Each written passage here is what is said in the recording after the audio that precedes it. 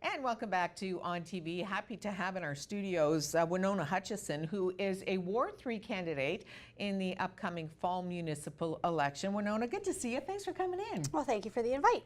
Now, we want to talk specifically about an issue that you brought up some really pertinent questions about.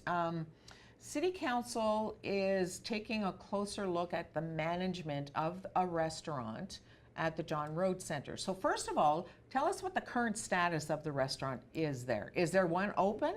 No, my understanding is Centro, who used to rent the space from the city, had actually let their lease go in May. So right now, my understanding is nothing is happening.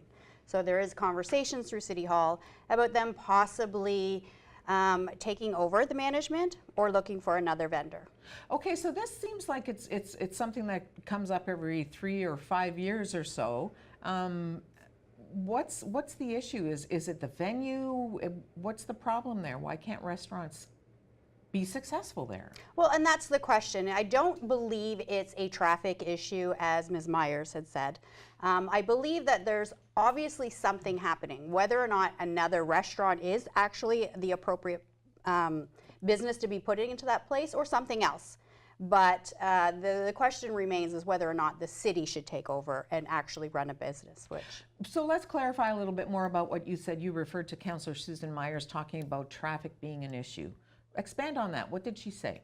Well, she believed that perhaps signage that's located on Trunk Road should be updated. She believed that maybe we should turn the whole restaurant into a Cheers-like atmosphere from the sitcom Cheers, and spend some money.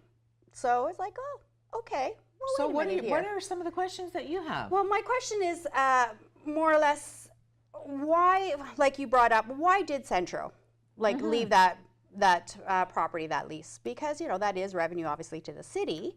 So my question is, what is going on? I don't feel that the city is being upfront and honest about some of those issues and why we can't keep a business in that location. So that's a question that was the first and foremost in my mind, because yet again, first we had Chili Willy's and now we had Centro. And then it came up with the question of, more or less, how do other businesses feel? Because the city is actually presenting an option that they take over and run a valid business in, I guess, competition with the other restaurants in the city. Problem is, they're using their tax money. Right. So how is that appropriate? Because if you look at the councillor's guide, it doesn't say that we run a business. The city should not be in the business of running a business. So what should councillors be focused on? There are 3 things that you mentioned specifically. Yes, there's 3 roles of a councillor. The first one is actual representation. So how we represent our ward is important, being the ears and the voice of the residents in your ward.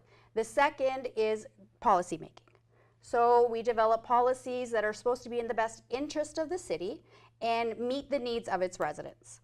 And the last is stewardship. Now the problem with the stewardship issue is that we're supposed to just oversee the policies that are put in place, not actually go into business with the taxpayers' money, because I don't think the city really wants that. I feel like it's a conflict of interest to a certain point. Absolutely, because how would you feel if you have a business, you're a restaurant owner, and then you're paying your taxes, you're paying a hefty amount for sure for the city, and then the city turns around, I'm the city, and says, I'm going to take that money that you worked really hard for, and I'm going to use it and invest it in direct competition to you. Right. So that doesn't make sense. Right. So is that the proposal from the city, or is this a suggestion? Is it an idea that was thrown out at a council meeting? It was an idea that was thrown out, and I believe the whole critical thought process needs to come back into what we're doing and what we're saying on the city level, on the council level. So right now, obviously, their first option would be to bring in a vendor, but then they're talking about reducing the taxes, spending more money to update it a bit, help them out to run a business, to get into that location, which is all fine and all, but again, that's using taxpayer money for something there's no guarantee, and if we look at history, it's not like it's going to be successful. Well, historically, it hasn't Right. been, or it has been for a short time, and then it has, for some reason, had to move on. Correct. What's your solution? What do you think should happen there? First of all, I think we need to look, apparently there's studies done on that location. I think we need to look at those studies, and I think everyone should be allowed to see what it is that the experts are saying about that location. Whether or not a restaurant is the right option, I don't know. Nobody knows until we have all the information. But that's the starting point. But whether or not, for me, I fear that if the city takes over a business, which they have no business doing, we're setting up that expectation's just going to fail. Interesting. So with regards to those studies, there have been studies done. Do we all have access to those results? I have yet to see them.